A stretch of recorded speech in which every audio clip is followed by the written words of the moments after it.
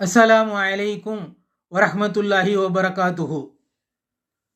அன்பார்ந்த பெரியோர்களே, சகோதர சகோதரிகளே, இதற்கு முன்னர் ஸகர என்ற வினைச்சொல்லை சற்று விரிவாக பார்த்தோம்.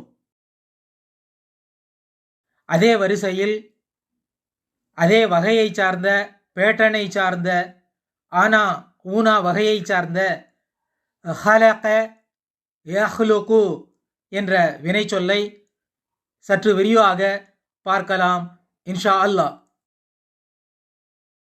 இறந்த கால வினைச்சொற்கள்: ஹலக, ஹலகு, ஹலக்த, ஹலக்தும், ஹலக்து, ஹலக்னா, ஹலகத்.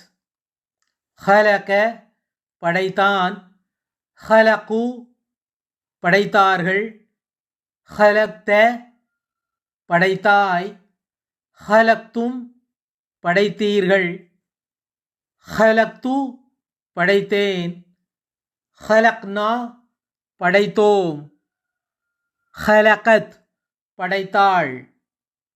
இங்கு மூலச்சொல்லின் நடு எழுத்தானது ஆ குறியீட்டை பெற்று வந்துள்ளது. கிதாபி என்றால் என்னுடைய புத்தகம் என்று பொருள்.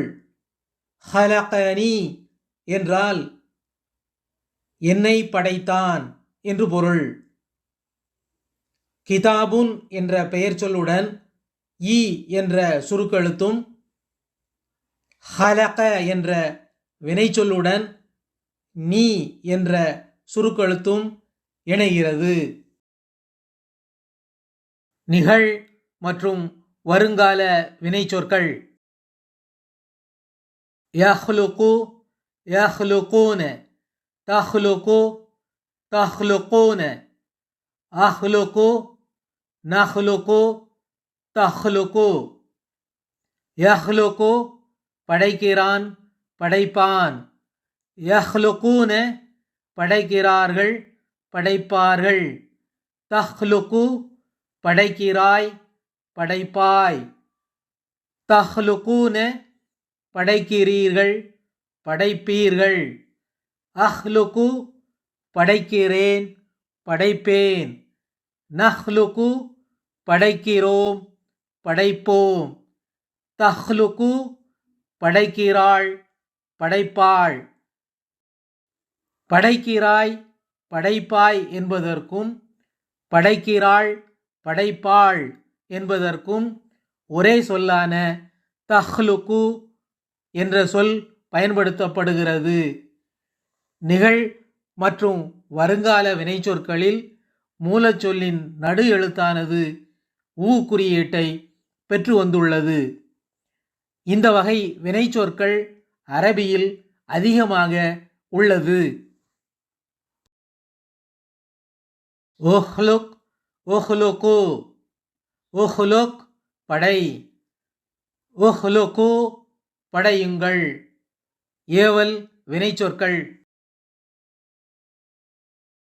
ல தஹ்லுக், ல தஹ்லுகு, ல தஹ்லுக் படைக்காதே, ல தஹ்லுகு படைக்காதீர்கள்.